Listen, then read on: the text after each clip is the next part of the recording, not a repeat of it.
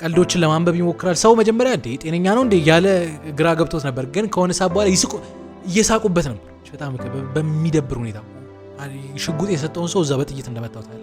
ባቡር ውስጥ የሞቱ 3 ሰዎች እኔ ነኝ የገደልኳቸው ውስጡ ግራ ይገባል። ወይ ደግሞ አርተር ለመጀመሪያ ጊዜ ትንሽ የኤክሳይትመንት ስሜት ያኔ እንደመጣበት ታያላችሁ። የሆነ የደስታ አይነት ነው። ጋይስ እንዴት ናችሁ? ሁሉ ሰላም ለማን ፊራ ነኝ። ዛሬም እንግዲህ ሳምንቴን ጠብቄ እንዲሁ ካነበብኩ ካየሁት ነው። ዛሬ እንግዲህ ካየሁት አዲስ ሀሳብ ሼር ላደርጋችሁ መጣሁ። ሳምንት አሪፍ እየሄደ ነው። ትምህርት፣ ስራ ሁሉ ሰላም ነው ብዬ ተስፋ አደርጋለሁ። ይህ ማስታወቂያ መጽሐፍና መጽሐፍ ማንበብ ለምትወዱ ሰዎች፣ የጥበብ ስራ ለሚመቻችሁ ሰዎች ነው። ታህሳስ 17 ካፒታል ሆቴል የባህል አዳራሽ ውስጥ አንድ ትልቅ ኢቨንት አዘጋጅቻለሁ። ይህ ኢቨንት የተለያዩ መጽሐፍቶችን ዳሳ የምናደርግበት፣ ዳሳ ማድረግ ብቻ አይደለም ከመጽሐፍቶቹ የምንወያይበት የምንጠያየቅበት፣ ፕላስ ደግሞ የተለያዩ የአርት ስራዎች የሚቀርቡበት እንዲሁም ጃዝ ናይት ያለበት በጣም ድምቅ ያለ ትልቅ ኢቨንት ነው። በዚህ ኢቨንት ላይ መሳተፍ ለምትፈልጉ ሰዎች ከስር በማስቀምጥላችሁ ስልክ ደውላችሁ መመዝገብ ትችላላችሁ። መግቢያ 300 ብር ብቻ ነው። ግን በአንዴ 2 እና ከዛ በላይ ለምትመዘገቡ ሰዎች ከ100 ብር ጀምሮ ዲስካውንት አዘጋጅተናል። ያለን ቦታ በጣም ትንሽ ስለሆነ ደውላችሁ እንድትመዘገቡ ሪኮመንድ ላድርጋችሁ። ታህሳስ 17 ካፒታል ሆቴል በምንም ተአምር አይቀርም። እዛ እንገናኝ። በዛሬ ቪዲዮአችን ላይ ሼር ላደርጋችሁ የፈለኩት ሀሳብ እንግዲህ ከዚህ በፊት የታኖስ ራንድ ቪዲዮ ሰርቼ ብዙዎቻችሁ እንደወደዳችሁ ታይቻለሁና ዋሪፍ እስኪ አንድ ስቴፕ ትንሽ ጨመር ላድርገው። ዛሬ ደግሞ ስለ ታኖስ ሳይሆን ስለ ጆከር እናወራ። ጆከር ምን አይነት ካራክተር ነው? ለምንስ ያደረገውን ነገር አደረገ የሚለውን ሀሳብ ሼር ላድርጋችሁ። ባለፈው እንግዲህ ስለ ታኖስ አይተን ነበር። ታኖስ ምን አይነት ካራክተር ነው? ጥሩ ነው ወይ መጥፎ ነው ወይ? እንግዲህ ጥያቄ ነው የጠየቅኳችሁ። እናንተ እንግዲህ የራሳችሁን ውሳኔ እንትን ብላችሁ አይቼዋለሁ። በጣም ኢንትረስቲንግ የሆኑ ሀሳቦችንም አይቻለሁ። ዛሬ ደግሞ እስኪ ስለ ጆከር ነው እናውራ። ጆከር ምን አይነት ካራክተር ነው? በምን አይነት መንገድ ነው አሁን ወደ ጆከርነት የተቀየረው? ትንሽ ነገር እሱን ሼር አደርጋችኋለሁ። ወደ ቪዲዮ ከመግባቴ በፊት ግን ለዚህ ቻናል አዲስ ከሆናችሁ የቻናል በዋናነት የተለያዩ መጽሐፎችን ከስንት አንዴ ደግሞ እንዲህ አንዳንድ ፊልሞች የተወሰዱ ሀሳቦችን ምናነሳበት ቻናል ነው። እንደዚህ አይነት ኮንተንት ከተመቻችሁ ቪዲዮም ስለቅ እንዲደርሳችሁ ሰብስክራይብ እንዲሁም የዶላር ምልክት በመጫን ቤተሰብ መሆን ትችላላችሁ። ጆከር ምን አይነት ካራክተር ነው ያለው? እውነት ለመናገር የጆከርን ካራክተር እንዲህ ነው ብሎ ሊገልጽ የሚችል ቋሚ የሆነ ነገር አታገኙ። ጆከር ኮሚክ መጽሐፍ ላይ ሌላ ሆኖ ታገኙታላችሁ። ጆከር የመጀመሪያው የባትማን ፊልም ላይ ሌላ ካራክተር ሆኖ ታገኙታላችሁ። የራሱ ደግሞ ለብቻው ጆከር የሚል ፊልም አለው። እዛ ላይ ዲፍረንት ጆከር ታገኛላችሁ። ሱሳይድ ስኳድ ደግሞ የሚለውን ፊልም ካያችሁ አላውቅም፣ እዛ ላይ ደግሞ ሌላ አይነት ጆከር ታገኛላችሁ። እና ሰው በተቻለ መጠን የጆከርን ሳይኮሎጂ በምን አይነት መንገድ ነው ነገሮችን አናላይዝ የሚያደርገው የሚለውን ነገር ለመረዳት ሞክራለሁ። ከዛ ትንሽ ነገር ሼር አደርጋችኋለሁ። በተለይ ደግሞ ጆከር ከሚለው በራሱ ስም በጆከር የወጣ ፊልም አለ። ሰው ጆከር ምን አይነት ፊልም ነው? ከጆከር ፊልም አንጻር ፊልሙ የሚያወራው እንግዲህ አሁን ጆከር ብለን የምናወራው ካራክተር ፊልሙ ላይ አርተር ይባላል። አርተር ፍሌክ ይባላል እና ይኖር የነበረው ጎተም የምትባል ሲቲ ውስጥ ነው። እንግዲህ እነ ባትማን ምናምን ካወቃቸው ከዛ ሲቲ ነው የወጡት እና ጎተም ይባል ሲቲ ውስጥ ነው ይኖር የነበረው ከእናቱ ጋር ነው። እና እናቱ ትንሽ የሜንታል ችግር እንዳለባት ፊልሙ ይናገራል። ወይ ደግሞ ትንሽ የአይምሮ ችግር ይባላል አላውቅም፣ ብቻ ግን እንደዛ ችግር አለባት። ምንድነው ችግሯ? ኢሉዥንና ሪያሊቲ መለየት አትችልም። አይምሮ ውስጥ የፈጠረችው ሀሳብና እውነተኛ ሀሳብ ምን እንደሆነ አታውቅም። እና አንዳንዴ አይምሮ ውስጥ በፈጠረችው ሀሳብ በቃ እንደ ሪያሊቲ ስትንቀሳቀስ ፊልሙ ላይ ታያላችሁ። ፕላስ ለአርተርም ወይ ለጆከርም ነግራው አንዳንዴ ሪያሊቲ እስኪመስል ድረስ ተቀብሎት መጨረሻ ላይ ውሸት ሆኖ ያገኘባቸው ሁኔታዎች እንደነበሩ ታያላችሁና ከእሷ ጋር ነው የሚኖሩት ህይወት ደግሞ በጣም የወረደ ህይወት፣ ላይፍ ስታይላችሁ በጣም የወረደ ህይወት ነው። እንግዲህ ጋታም ውስጥ የወረደ ህይወት አላችሁ ማለት እንዴት ነው? ኦልሞስት አለቀላችሁና ማለት በነገራችን ከብዙ ነገር አንጻር ለምንድን ነው እንዲያልኩት? ምክንያቱም በፊልሙ መሰረት ያቺ ከተማ the most crime ወይ ደግሞ በጣም አሸባሪ የሚባሉ ማፊያዎች የሚፈሉባት ከተማ ነች። አንደኛ ከፊልሙ የምትረዱት እሱ ነው። ሁለተኛ ደግሞ አብዛኛው ውስጥ በድህነት የሚኖር ነው። በጣም በሚገርማችሁ ሁኔታ የዛ ደግሞ ተቃራኒ አለ። በጣም በሀብት በልጽገው በቃ ደግሞ የሚኖሩ ሰዎች አሉ። ሶስተኛ ደግሞ መሀል ላይ የምታገኟቸው ክላሶች ፖለቲሻኖች ናቸው። ትንሽ ኦድ የሆነ ካራክተር ያላቸው በተወሰነ መንገድ ለየት ያለ ህይወት የሚኖሩትና እንደዚህ አይነት ከተማ ውስጥ ነበር ጆከር ወይ ደግሞ አርተር ይኖር የነበረው በፊልሙ መሰረት። ግን ፊልሙ በቃ በዋናነት የሚመሰረተው ስራው ላይ ነው። ምን ነበር መሰላችሁ ስራው? ፊልሙ እንግዲህ አርተር ክላውን እንደነበር ይናገራል። ክላውን ማለት ፊታቸው ነጭ ተቀብተው ጸጉራቸው ላይ ነገር አድርገው አፍንጫቸው ላይ ቀይ ኳስ አድርገው የሚጨፍሩ አይነት ሰዎች የሉም። እንደዛ አይነት ነው በቃ ስራው እሱ ነው።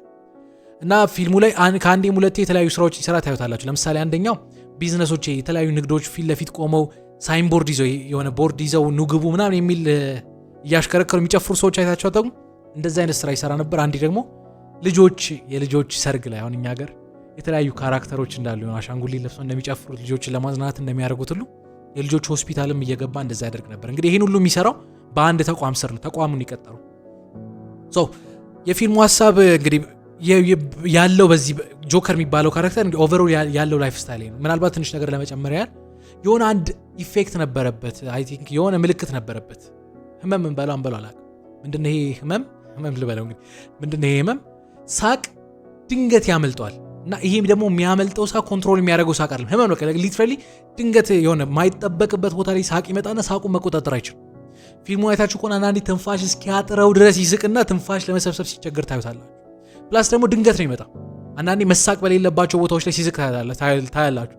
ቀልድ እያየ ቀልዱ እኮ ኦልሬዲ አልፏል። ቀልዱ ካለፈ ሌላ ነገር ከጀመረ በኋላ ከእንደገና ትዝ እያለው ሲስቅ ታያላችሁ። እና ይሄ ህመም በቃ አንዳንዴ ከሰዎች ጋር እንደሚያጣላው ታያላችሁ። ትንሽ ኦድ የሆነ ባህሪ አለ። ኢማጂን ከመሬት ተነስቶ የሚስቅ ሰው ሳቁን መቆጣጠር የማይችል ሳቁን ለመቆጣጠር አፉን ያፍን ነበር፣ እንዲህ አፉን ይዘጋው ነበር፣ ግን ስቲል ይስቅ። ፕላስ ደግሞ ትንሽ የአይምሮም ችግር እንደነበረበት ታያላችሁ። አንድ ሳይኮሎጂስት ጋር ይሄዳል፣ መድኃኒት ይሰጠው ነበር። እንደዛ አይነት ላይፍ ስታይል የነበረው ሰው አንድ ቀን ምን ይሆናል እንዲህ ክላውን ሆኖ እየሰራ ለአንድ ቢዝነስ እያስተዋወቀ ማለት ነው። መንገድ ላይ የሆኑ የጋተም ሲቲ ልጆች የዛ ሰፈር ልጆች ሳይኑን ቦርዱን ይወስዱበትና ያመልጣሉ ማለት እሱን ለመቀበል ይሮጣል። ከዚያ መሀል ላይ አንድ ማቶን ሰፈር አካባቢ ያገኙትና ይሰብሩበታል፣ ፕላስ ይደበድቡታል። እና ወደ ቢዝነስ ወደ መስሪያ ቤቱ ሲመለስ የጠበቀው ነገር ያልጠበቀው ነው። አንደኛ አለቃው ያንን የሰበርከው ልጆች ለምን ይሰብሩባል፣ ለምን ይወስዱባል፣ አንተን የሰበርከው ሆን ብለህ ነው ይሏል። ሁለተኛ ደግሞ በቃ ያንን ከቨር ማድረግ አለብህ ካልሆነ ትባረራለህ ይሏል። ይሄ ሰው ከየትም ማምቶ ሊከፍል አይችልም። የሚኖረውን ህይወት ነግሬያቸዋል። እና የዛን ቀን አንድ ስራ ባልደረባ ምን ይለዋል፣ አንተ ሰው ይሄ ቦታ የወንጀለኛ አሸባሪ ቦታ ራስን ጠብቅ እንጂ ብሎ አንድ ሽጉጥ ይሰጣል። ለመጀመሪያ ጊዜ ይሄ ሰው ሽጉጥ ያገኘው ያኔ ራሱ እንዲከላከል ማለት ቤት ይገባል። ከዛ በኋላ ይሄ ሽጉጥ እጁ ላይ ከገባ በኋላ ነገሮች ትንሽ ቀየር ማለት ጀመሩ። ምን ይሆናል መሰላል? አንደኛ እንግዲህ ሲኩዌንሱን ምናልባት ላዛባ እችላለሁ፣ ግን የሚሆነውን ነገር እንዲሁ ልንገራችሁ። አንድ ቀን ምን ይሆናል እንዲህ በባቡር እየሄደ ባቡር ኦልሞስት ባዶ ነበር። እሱና አንድ ሴት ነበሩ፣ ግን ደግሞ 3 ባለሀብት የዎል ስትሪት ቢዝነስ ማኖች ነበሩ። እንግዲህ በድሆችና በሀብታሞች መካከል ያለውን ትልቁን ዲፍረንስ ነግሬያቸዋለሁ። እነዚህ ሰዎች ለምን በባቡር እንኳን እንደሄዱ ግልጽ አይደለም። አክቹሊ ቢዝነስማን ናቸው፣ ልብሳቸው ሱፍ የለበሱ ናቸው። እና ሴትዮዋን ሀራስ ሲያረጓት ወይ ደግሞ ሲተናኮላት የሚያሳይ ነገር ታያላችሁ። ይቀልዳሉ፣ ምን ይላሉ። ደግሞ ስታዛቲንግ ምን እንደተፈጠረ ታውቃላችሁ? በዛ ጊዜ ጆከር ይሄ ማይቆጣጠረው ሳቅ እሷን እየተተናኮላት ማይቆጣጠረው ሳቅ ያመልጧል። እና እነዚህ ይጓለር ምድረው የሚያስቃሉ። አይ ምንም በቃ ህመም አለብኝ ብሎ ለማስረዳት ይሞክራል። ምንም ሊግባባ አልቻለም፣ ይስቃል። እና የሆነ ሰዓት ላይ መጥተው ሊያወሩት ይሞክራሉ። ሳቁን ኮንትሮል ማድረግ አልቻለም። ከዛ ቡሊ ማድረግ ማብሸቅ ይጀምራሉ። የሆነ ሰዓት ላይ ወደ ጥል ወደ ምት ይቀየራል። እና ኮንትሮል የሚያደርገው ሁኔታ አይደለም። ትንሽ እንዴት ነው እንዳልኳችሁ ከስራ ያለው ፕሬሸር አለ፣ ትንሽ የአይምሮም ትንሽ ችግርም አለች፣ ከዛ ሳቁ አለ። በዛ ይሄ ሁሉ ሁኔታ ሲደባለቅበት ሲመቱት የመጀመሪያ ጊዜ ሽጉጡን የተጠቀመው ሽጉጡን አውጥቶ አንደኛውን ሰው ይመቷል፣ እዛ ይሞታል። ልክ አንደኛው ሊያመልጥ ሲመቷል። ከዛ ልክ በዚህ ሁኔታ ውስጥ ያቺ ሴት ስታመልጥ ከዛ ወጣ ስሮ ታያታላችሁ። በቃ ያለችው አይንማኝ እሷ ብቻ ነች። አንዱ እግሩን ይመታል፣ ግን ለመሸሽ ሲሞክር እሱንም መንገድ ላይ ይሄ ከባቡሩ ወጥቶ መንገድ ላይ እንደመታው ታያላችሁ።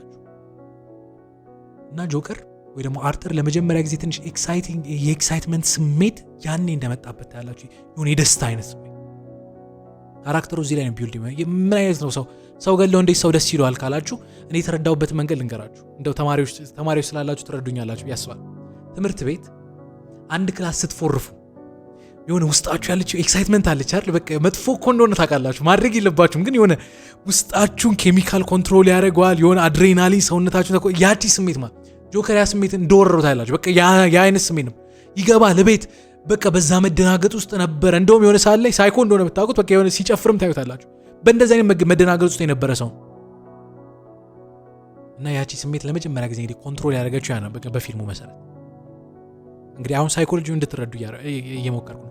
ከዛ ጆከር ሌላ ሲል ላይ ታዩታላችሁ ልጆችን ለማዝናናት ሲጨፍር። በነገራችን ላይ ዳንሱ አሪፍ ዳንስ ነው፣ የክላውን ዳንስ ጥሩ ይደንሳል። ግን እንዲህ እየደነሰ አጋጣሚ ሽጉጡ ይወድቅበታል ልጆች መሃል እና ይሄ ነገር አለቃው ሲሰማ በቃ ኢሚዲየትሊ እንደተባረታላችሁ። በቃ ከዚህ በኋላ አንተ ሰውዬ ይሄን ይዘህ የምትመጣ ከሆነ እዚህ መቀጠል የለብህ መባረር አለብህ ብሎ እንዳባረረው ፊልሙ ላይ ታያላችሁ። እንግዲህ ይሄ ሰው ያለ የገቢ ምንጩ እሱ ነው። እናቱ ህመም ላይ ነው ያለችው፣ በእድሜ ሄዳለች።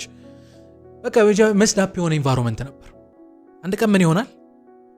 አንድ ቴሌቪዥን ሾው እናትዬ ሁሌ የምትከታተሉ የቴሌቪዥን ሾው አለ እንግዲህ ሀገራችን ውስጥ ምሽት ላይ የሚታዩ በተለይ አንድ እሑድ ላይ ምናምን የሚታዩ ሌት ናይት የሚባሉ አይነት ሾዎች የሉም?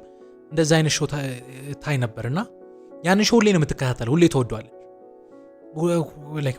በፍቅር የምታየው ነው ልበል እንግዲህ። በእድሜ በተለይ የገፉ ሰዎች የለመዱትን ነገር መልቀቅ እንደማይወዱት ማለት ነው።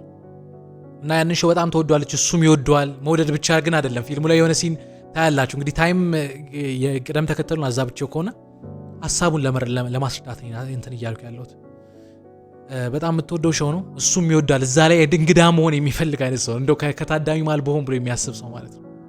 አንድ ቀን ቶማስ ዌይን የሚባል ሰው እዛ ላይ እንግዳ ሆኖ ይቀርባል። ቶማስ ዌይን የሚባለውን ስም ታውቁታላችሁ? አሁን እንግዲህ የጆከር ታሪክ ትንሽ ግራ ያጋባል ያልኳችሁ። ቶማስ ዌይን ማለት የብሩስ ዌይን አባት ነው። ብሩስ ዌይን ማን ነው ካላችሁ፣ ብሩስ ዌይን ማለት ባትማን ማለት በዚያ ጊዜ ግን ልጅ ነበር። እሱ በጣም ትልቅ ባለ ሀብት ነበር። ምን አለ፣ እኔ የዚህ ከተማ ከንቲባ መሆን እፈልጋለሁ። ለምርጫ እየተወዳደረ ነበር። ይሄ ከተማ ከንቲባ ካረጋችሁ አንደኛ ቆሻሻን አጸዳለሁ፣ ከተማውን አለማለሁ፣ እነዚህ አጭበርባሪ የሚባሉትን ሰዎች ከከተማቸው አወጣለሁ ብሎ ፕሮሚስ እየገባ ነበር ያ ሌት ናይት ሾው ላይና ያንን ሌት ናይት ሾው ይመለከት ነበር ፊልሙ ታያላችሁ። በቃ በዛ ስሜት ውስጥ የነበረ ሰው እንግዲህ የፊልሙ ሲን አሁን እየከረረ ይመጣል። ይህን ስራ ሲያጣ ከድሮ ጀምሮ መስራት የሚፈልገው አንድ ስራ አለ፣ ስታንድ አፕ ኮሜዲ። ክላውን አይደል? ስታንድ አፕ ኮሜዲ ላይ ይሄዳል። ስታንድ አፕ ኮሜዲ ማለት ይሄ ኢቨንት ይዘጋጅና አንድ ኢቨንት ላይ ማይክ ይዛችሁ የምታደርጉበት ማለት የምትቀልዱበት ኢቨንት ነው። እዛ ላይ ይሄዳል። በጣም የሚገርማችሁ ነገር ቀልድ ወረቀት ይዞ ነው የቀልድ ወረቀት ይዞ ነው የሄደው፣ ደብተር ይዞ ማለት እና ከቀልዱ ያነባል እና እያነበበ የሆነ ሳለ ማይቆጣጠረው ሳቅ ይመጣል። እንግዲህ ምን አይል ሜስዳፕ እያደረገው እንደሆነ ኢማጂን። ማይቆጣጠረው ሳቅ ያመልጧል። ለማፈን ይሞክራል። ከዛ እንዴትም ብሎ ቀልዶችን እየሞከረ ቀልዶችን ለማንበብ ይሞክራል። ሰው መጀመሪያ እንዴ ጤነኛ ነው እንዴ ያለ ግራ ገብቶት ነበር፣ ግን ከሆነ ሰዓት በኋላ እየሳቁበት ነበር እና እሱ የሳቁለት መስሎት ግጥሙን ማን ነው ቀልዱን ማንበቡን ይቀጥላል። እና ይሄ ነገር ተቀርጾ ቅድም ያልኳችሁ ሌት ናይት ሾው ላይ አጋጣሚ ይወጣል እና የዚህ ሌት ናይት ሾው ሆስት የሚያደርገው ሰውየው ላይ አርተር ላይ ይቀልዳል ማለት ይቀልዳል ስልች በጣም ከባድ ቀልድ ነው የሚቀልደው እና አርተር ያንን ያው ግራ የገባው ስሜት ነው የተፈጠረው አይምሮ ውስጥ። ብቻ ግን በእነዛ አይነት ስሜት ውስጥ ነበር። በጣም የሚገርማችሁ ነገር እነዛን ትልልቅ ዌልዝ የሚባሉ የዎል ስትሪት ነጋዴዎች ለባቸው ቢዝነስማኖችን ሲገድል በድህነት ውስጥ ይኖር የነበረ ህዝብ፣ በተለይ ደግሞ በማፊያ በምን የተጎሳቆለ ህዝብ ማለት ነው። አንድ መልእክት ይደርሳቸዋል ወይ ደግሞ ፖሊሶች ይህን ምርመራ ሲመረምሩ አንድ መልእክት ደረሳቸው። ቅድም ያልኳችሁ እያበሸቋት ልበል እየተተናኮሏት የነበረችው ሴት የለች መስሏ ለፖሊሶች መግለጫ ሰጥታለች። ምን አይነት መግለጫ መሰላችሁ? ፊቱን ክላውን የሆነ እንዴት ነው ክላውን የሆነ ኮሜዲ የሚመስል ፊቱን የተቀባ ሰው ነው እነዚህ ሰዎች ሲገድል ያየሁት ብላ ለፖሊሶች መረጃ ሰጥታለች። እና የመረጃ ዜና ላይ ወጥቶ ህዝብ በቃ ከእንደገና ማመጽ ሊትራሊ ማመጽ እንደጀመረ ታያላችሁ። ምንድነው የሚያምጸው? ሀብታሞች እየበዘበዙ ነው፣ ቢዝነስማኖች እየበዘበዙ ነው፣ ፖለቲከኞች እየበዘበዙ ነው ብሎ ሰው ሰላማዊ ሰልፍ ወጥቶ ከተማይቱ ማቃጠል ጀመሩ፣ መኪና ማቃጠል ጀመሩ ማለት ጀመሩ። ከዜናው ደግሞ ምንድነው ያገኙት መሰላችሁ? ፊቱን የተቀባ ነው ክላውን የሆነ ማለት የጆከርን ፊት ካያችሁ፣ እነሱም እንደ ጆከር ፊት ማስክ ሰርተው ከተማ ላይ ማመጽ ጀመሩ። በቃ ከተማ ማቃጠል፣ ከተማይቱ መበጥበጥ ጀመሩ። በሱ ስም ሪቮሉሽን ሙቭመንት ተነሳ ማለት ሀብታምንና ፖለቲከኞችን የሚቃወም ሙቭመንት እና በቃ ሳያውቀው ፐብሊክ ፊገር እየሆነ መጣ ማለት ጆከር። ግን እሱ እንደሆነ አልታወቀም። ምን ይፈጠራል? ፖሊሶች እንዲየገመገሙ ምንድነው የተፈጠረው ነገር ምናምን የሚለውን ነገር እያጣሩ ሲመጡ አንደኛ በተወሰነ እንግዲህ ትንሽ መረጃ እንደደረሳችሁ ታያላችሁ። እናትየው ለምርመራ እንደጠየቋት ታያላችሁ፣ እናቱ ማለት። ሁለተኛ ደግሞ ሽጉጥ የሰጠው ጓደኛ አለው አይደል፣ የሥራ ባልደረቦቹ እሱ ነው የሚል መረጃ ደርሶናል ብለው እንደጠየቋቸው ታያላችሁ። ከዛ እንግዲህ ሎጂካል የሆነው ሪዝም ምንድነው? ሄደው መጠየቅ አይደለ? ጓደኞቹ ሄደው ይጠይቁታል። ምንድነው የተፈጠረው ነገር? እንዲህ የሚል ነገር መጥቷል። ጆከር ምን ያደርጋል? ትንሽ ነገር ካወራችሁ በኋላ ምን እንዳደረገ ታውቃለች? በጣም በሚደብር ሁኔታ ሽጉጥ የሰጠውን ሰው እዛ በጥይት እንደመታው ታያለ። ቅድም ያለችው ኤክሳይትመንት መጣች። አሁን የሚጨፍር አንደኛው እንደሄድ ያደረጉ። እናትየው ከዚህ በፊት ትታመማለች እናትየው ምን እንዳደረገ ታውቃላችሁ? በተኛችበት አልጋ ላይ ያፍናታል። እናትየውን ይገላል። አንድም እናቱን ለመግደል በነገራችን ላይ ምክንያት የሆነው ወይን የሚባለው ሰው ሚዲያ ላይ ከቀረበ በኋላ አባተ ነው አለችው። አባቱ ሆኖ አይደለም የምታስበውና ኢሉዥን ግራ የተጋባባት ነው አላልኳችሁ? መለየት አትችልም። እና ስታየው በቃ አባተ ነው አለችው። እሱም እውነት መስሎት ቶማስ ዌይን የነበረበት ቤት ሄደ። አጋጣሚ ብሩስ ዌይን ያኔ ሕፃን ነበር፣ ከሱ ጋር ያወራ ነበር። እሱም ደግሞ አጋጣሚ አንድ ሆቴል አግኝቶት ልጅ ነኝ ሲለው ነው አይደለም እናት ተምታቶባት ነው ብሎ ለማስረዳት ይሞክራል። ይሄ ነገር በእናቱ ላይ እንደተበሳጨ ያሳያል ፊልሙ ላይ እና በዛ ምክንያት እናቱን አፍኖ ይገላል። ግራ የገባው ካራክተር አይደል? ቅድም ያልኳቸው የሌት ቲቪ ናይት ሾው ይደውሉለታል እና እንግዲህ በአንተ ላይ ቀልደን የሰራነው ቲቪ ሾው በጣም ብዙ ቪው አግኝቷልና ለምን እንግዳችን አትሆንም ይሉታል። አግኝቶ ነው እንግዲህ ህልሙ ነው ተስማምቶ ይሄዳል። እና እዛ ሲሄድ ቀይ ልብስን የለበሰው ጆከር የምታውቁት ካራክተር ካላችሁ ፊቱን ነጭ ተቀብቷል ክላውን መስሎ ማለት ነው። ይሄዳል። እዛ ሲሄድ ፕሮዲውሰሮቹ ፍቃደኛ አልነበሩም ፊቱ እንደዛ ማድረጉ። ምክንያቱም ክላውን የመሰለ ሰው ስለሆነ እነዛን የገደለው እሱ ይሁን አሁን ስቲል አልታወቀም እንዳልኳችሁ። እና ይሄኛው ሙቭመንት ይገልጻል ስለዚህ አውልቅ አሉት፣ ወይ ደግሞ የፊትን ቀለም እጠባ አሉት። አይ በቃ እኔ ከነሱ ወገን አይደለሁም እኔን ይገልጻል ስራዬን ይገልጻል ስለዚህ ነው እንደዛ ያደረኩት ይላቸዋል። እና ሆስቱ ይፈቅድለታል። ምን ያመሰላችሁ ሄዶ ቁጭ አለ ተጠራ። ላይቭ ቴሌቪዥን ላይ እየተላለፈ ነው። እኔ ደግሞ ቀልዱን ለምን ቀለድክ ምንድን ነበር ያነሳሳ ምናምን እያለው እንግዲህ ይሄ ኤክሳይትመንት አሁንም ይመጣል። ምን ያደርጋል መሰላችሁ? ለመጀመሪያ ጊዜ እናዛል። ሰሞኑን ሰምታችኋል። ባቡር ውስጥ የሞቱ 3 ሰዎች እኔ ነኝ የገደልኳቸው። ውስጡ ግራ ይገባል። ምን ማለት ነው? ኖ እኔ ነኝ የገደልኳቸው። እና ኦል ኦፍ ዘ ሰደን ኮንፌሽን ይመጣል። እናቴን ገድያለሁ፣ ጓደኛዬን ገድዬ ነው የመጣው። ከዛ ላይቭ እኮ ፌር አይደለችም እና በቃ ለምን አንተ ራሱ እኮ ቀልደህብኝ ነው የመጣው። እና ነገሮች ትንሽ እየተሟሟቁ እየተፋፋሙ እንደሄዱ ታያላችሁና ምን እንዳደረገ ታውቃላችሁ? ላይቭ ቴሌቪዥን ሾው ላይ ሽጉጡን አውጥቶ ይህን ቲቪ ሆስት ያደርግ ሰው ወይ ደግሞ ቲቪ ኢንተርቪው ያደረግ የነበረውን ሰው በጥይት እንደመታው ፊልሙ ላይ ታያላችሁ። ላይቭ ማለት አሁንም ይቺ ኤክሳይትመንቱ መጣች። ሰው እየሸሸ ነው፣ እሱ ግን ቆሞ እየጨፈረ። ይሄ ላይቭ ቲቪ ሾው ላይ ሲተላለፍ የከተማይቱ ህዝብ እንዳለ ተነስቶ አመጽ እንደጀመረ ታያለች። ሙሉ ከተማው ረብሻ በረብሻውን መኪና ይቃጠል ነበር፣ ምን ይል ነበር፣ ብዙ ነገሮች ተነሱ። የዛ ቀን ማታም እንደሆነ ታውቃላችሁ ፊልሙ ላይ ቶማስ ዌይን እና ሚስቱ ከዛ ልጁ ብሩስ ዌይን ማለት የዛ ቀን አንድ ሲኒማ እያዩ ነበርና ረብሻውን ሲሰሙ ለማምለጥ ይሞክራሉ። ሲያመልጡ ምን ይፈጠራል መሰለህ? ከረባሾቹ መሃል አንደኛው ቶማስ ዌይንና ሚስቱን ይገላል። ብሩስ ዌይን ብቻውን ይቀር። የባትማንን ፊልሞች የምታዩ ሰዎች ካላችሁ እናትና አባቱ በዛ መንገድ መሞታቸው ነው ባትማን ሆኖ እንዲወጣ ምክንያት ያደረገው። እንግዲህ ጆከር እስከዛ ድረስ አላረጀም ወይ ምናምን ብዙ ጥያቄ አለ። ግን እንደው ታይም ላይን በዚህ መንገድ ልትረዱ ትችላላችሁ። ይህን ሰው ገደለ። ይሄ ኤክሳይትመንት ጆከርን በቃ ላይፍ ስታይሉ አረገ። ጆከር ከዚህ ፊልም ምን አይነት ካራክተር ነው ያለው? አንደኛ እድሜ ልኩን በድህነት የኖረ ኢግኖር ሲደረግ የነበረ የሚሰራው ነገር ምንም በቃ ቦታ ያልሰጠው፣ ግን ቫዮለንስ የሚባለው ነገር ወይ ደግሞ ጥፋት የሚባል ሰዎችን ማጎሳቆል ሰዎችን መግደል የሚባለው ነገር ህይወት ላይ ትርጉም የሰጠው ይቺ ኤክሳይትመንት ቅድም የመፈረፈው ኤክሳይትመንት ልጅ አንዳንድ የመጥፎ ነገር ኮሳሩ ውስጣቸው የሆነ ኤክሳይትመንት ስሜት ያቺ ስሜት ውስጡን የተቆጣጠረችው አይነት ሰው ነው አርተር ወይ ደግሞ ጆከር የተባለው ሰው። አይምሮ ችግር እንዳለበት ነግሬያችኋለሁ፣ ግን ከክፋት ውስጥ ስትሮንግ እንደሆነ ታያላችሁ። ከሌላ ፊልሞች ስለ ጆከር የምትረዱ ነገር ምንድነው? ጆከር በጣም ብሪሊየንት የነበረ ሰው፣ ኢንቴሊጀንት የሆነ በአንዴ ብዙ ኮምፕሊኬትድ የሆኑ ነገሮችን ፕላን ማድረግ የሚችል ስትራቴጂክ የሆነ ማይንድ ያለው ሰው ከጆከር የምትረዱት ነገር ሁለተኛ። ሶስተኛው ጆከር በጣም ጠንካራ የሚያደርገው ምን እንደሆነ ታውቃላችሁ? ሁለት ነገር ልንገራችሁ ጆከርን በጣም ስትሮንግ የሚያደርጋችሁ። አንደኛ አለቃ የለውም፣ ራሱን በራሱ ነው የሚመራው። በዚህ ውጣ በዚህ ግባ የሚል ማንም ሰው የለውም። ሁለተኛ ምንድነው ጆከርን ከባድ የሚያደርገው? ጆከር ፕሪንሲፕል የለው፣ መርህ የለው። ምን ማለት መሰላችሁ? ለምንድነው ሰው የምትገለው? ለምንድነው ሰው የምታጠፋው? ለምንድነው ባትማን መግደል የምታደርገውን ሁሉ ለምንድነው የምታደርገው ካላችሁት፣ ሰውየው ገንዘብ አይፈልግም፣ እውቅና አይፈልግም፣ ምንም የሚፈልገው ነገር የለም። ጀስት ኤክሳይትመንት ነው፣ ደስ ይለዋል በቃ ጥፋት ሲሰራ። ሳይኮፓዝ የሚባለው ለዚህ ነው በነገራችን፣ ጭንቅላቱ ችግር አለበት የሚባለው። ምንም ነገር ስላልፈለገ በገንዘብ አደልሉትም፣ በሀብት አደል፣ በምንም ነገር አይደለልም። በቃ የእሱ ኤክሳይትመንት ነው። መጥፎ ነገር ይሰራል፣ ሰው ያሳዳል፣ ሰው ሲያባሩት ምን ሲሉት በቃ በዚህ ውስጥ ደስታ ተሰምቶታል። ኢቨን አንድ የትኛው ሲሪየስ ላይ እንደሆነ አላውቅም፣ አንደኛው ፊልም ላይ ባትማንን የመግደል እድል አግኝቶ ነበር። በነገራችን ላይ ጆከር የማጥፋት እድል አግኝቶ ነበር፣ ግን ህይወቴ ያለ ባትማን ምንድናት ደግሞ እንዳለ ታያላችሁ። ላይፍ ዊዛውት ባትማን ኢዝ ሚኒንግለስ። ለምን እሱ መጥፎ ሲሰራ የሚያሳደው ሰው ያገኛል። ያቺ ማሳደድ ውስጥ ያለች ኤክሳይትመንት ነች የሱ ደስታ የሱ ህይወት። ሶ ጆከርን ሳይ እኔ ያንን ካራክተር ያለው ከታኖስ ትንሽ ለየት የሚያደርገው እንግዲህ ታኖስ አላማው ግማሽ የሆነውን የዓለም ህዝብ ለማጥፋት የፈለገው እንደው ለዓለም ከማሰብ ነው። እንግዲህ ኮሚክ ላይ አንዳንዶች ነገረኛ ነው ምናምን የሚል ቪዲዮዎች አይቻለሁ። ግን ትንሽ የጆከር ካራክተር ወጣ የሚያደርጉት ነገሮች እነዚህ ናቸው። ሰው እኔ እንግዲህ ጆከርን በዚህ መንገድ አይቼዋለሁ። what do you think? ጆከርን እናንተስ እንዴት ታዩታላችሁ? እንዴት ሳያችሁት ይሄን ቪዲዮ? ስለዚህ ቪዲዮ ያላችሁን አስተያየት ከስር ኮሜንት ሴክሽን ላይ አስቀምጡልኝ። ምናልባት ለማስታወስ ያህል አንድ ትልቅ ኢቨንት አዘጋጅቼ እየጠበቅኳችሁ ነው። መጽሐፍቶችን ዳሳ የምናደርግበት፣ አርት ናይት ያለበት፣ ጃዝ ናይት ያለበት አሪፍ ኢቨንት አዘጋጅቼ እየጠበቅኳችሁ ነው ያለሁት።